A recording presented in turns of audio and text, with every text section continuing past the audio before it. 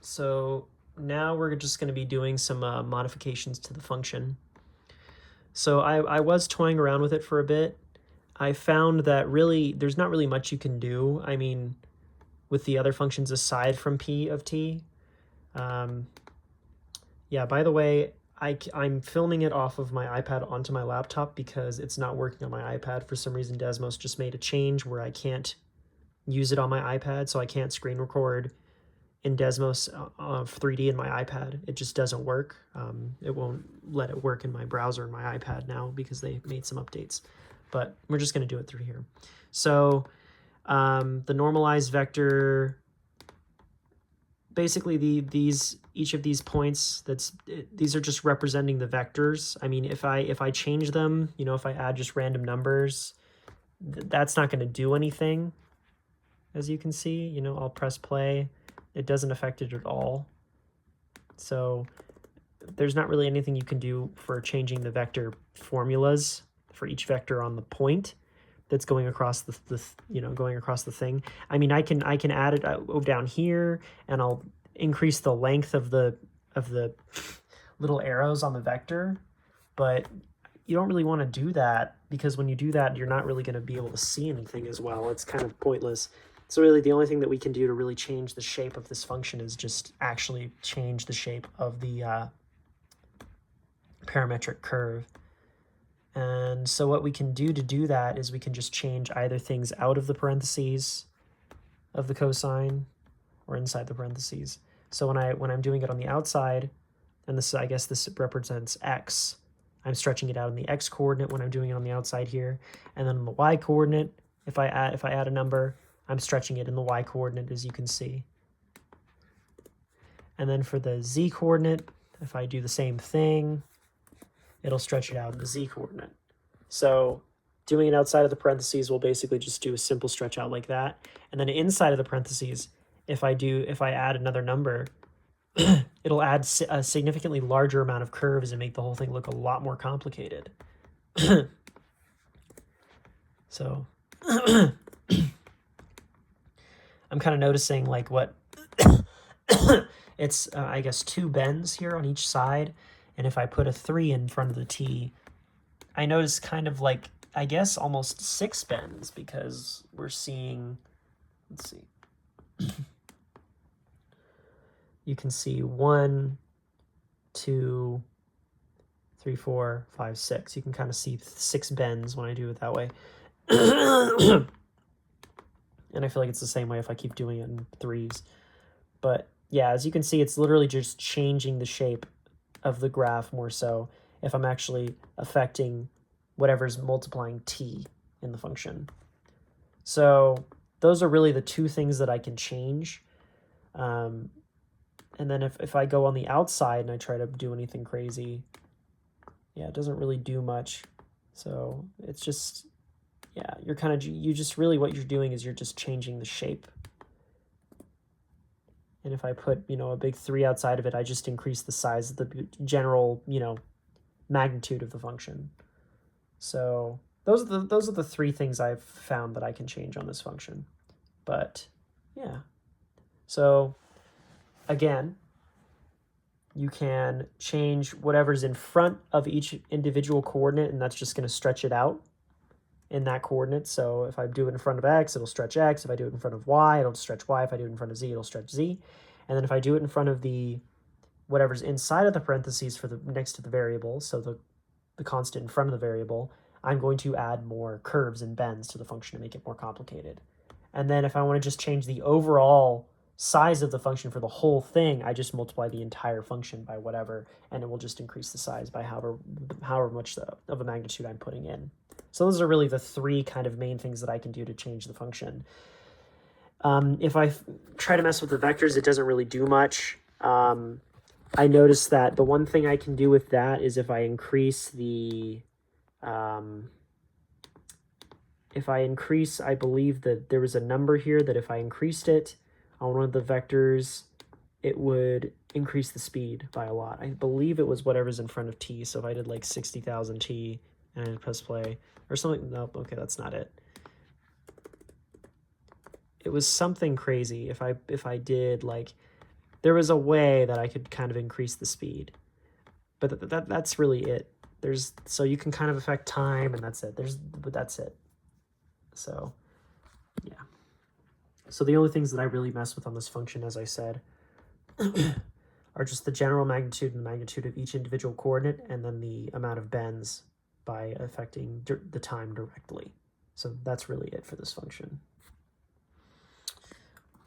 So then we'll go on to the next thing. I wanted to look around online, so I looked around and I found a few little constructions that I liked. But the only one that I really could understand was how to make a heart. So to make a heart, there were a few different ones. I saw a locket one. That didn't really work, though. I didn't have a better explanation for it. So to make a locket, or to make a heart, I found a function here, and it's kind of a little bit choppy. There we go. So this is a function that I use to make just a really basic shaped heart. As you can see here, it is in Desmos. And I will go ahead and explain how the shape of the heart is affected here real quick. So initially, the whole function starts off as a sphere. So I'm just going to open another Desmos tab and graph a sphere.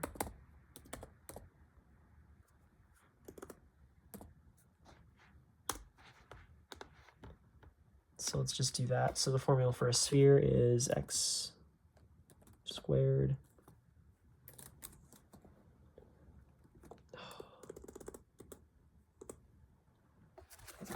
iPad now, so I can actually do it. X squared plus y squared plus z squared equals, and then we'll just do a random number for the diameter / radius. So we'll do for the radius, we'll just do 15. So let's just do 15. So there's a general sphere. And when I looked at the formulas for how the person made the heart, basically what they did was they did a few different changes. They left x untouched. So x is exactly the same. But when they did y, they wanted to stretch out the y basically. So how they did that was by subtracting x inside of it. So they redid y and made y equal to this whole function with x inside of it. So it was by stretching y by subtracting x to create a parabolic curve. And then they would make x the absolute value, so that way both sides would be affected evenly. Because as you can see, if we just made x, non-absolute,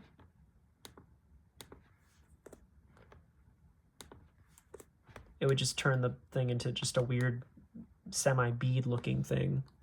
And that's not what we want. And then another thing that they did was when they messed with z. So when they did z, basically doing this in the y created that shape. And then when they did z, they used a different function of z. They modified the function of z and made it equal to this function to make it bigger.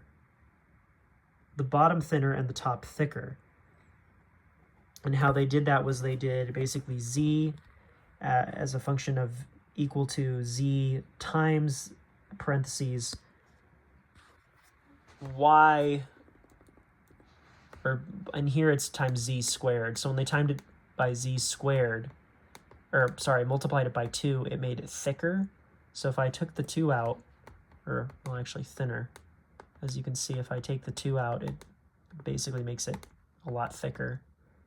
When I put, let's try like 300. If I put like 30, okay, yeah, that's pretty much exactly what you want a heart to look like.